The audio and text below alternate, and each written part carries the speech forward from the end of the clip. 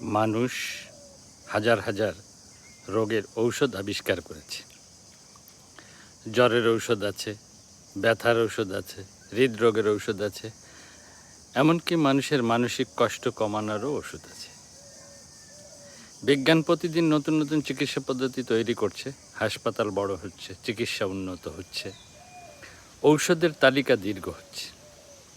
কিন্তু একটি আশ্চর্য সত্য রয়ে গেছে, রোগ হলে তার ঔষধ আছে, কিন্তু মানুষকে নীরোগ থাকার ঔষধ আজও আবিষ্কার হয়নি।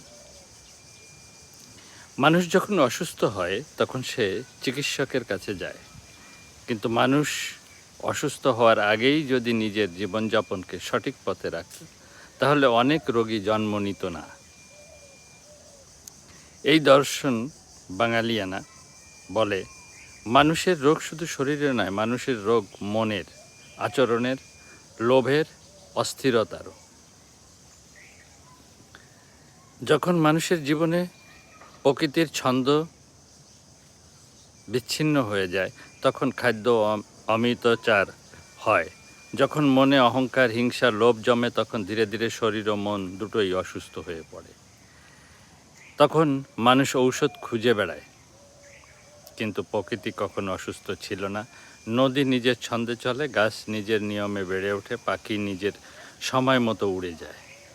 তারা অসুস্থ হয় কম, কারণ তারা প্রকৃতির নিয়ম ভাঙে না। বাঙালিয়ানা আধ্যাত্মিক দর্শন মানুষের কাছে তাই একটি ভিন্ন পথ দেখায়।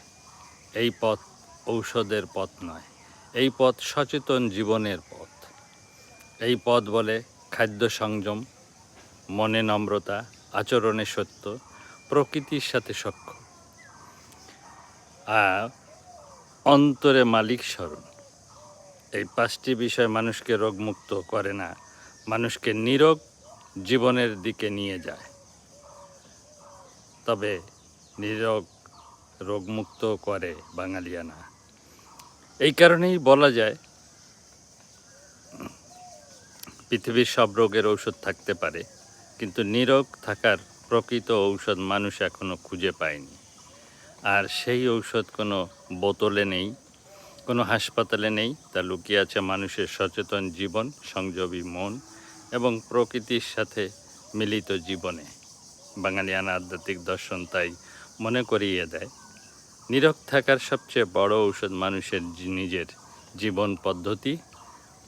সেটা শিখে নিতে হবে এই বাঙালিয়ানা আধ্যাত্মিক দর্শন হতে। তো ধন্যবাদ, ভালো থাকবেন।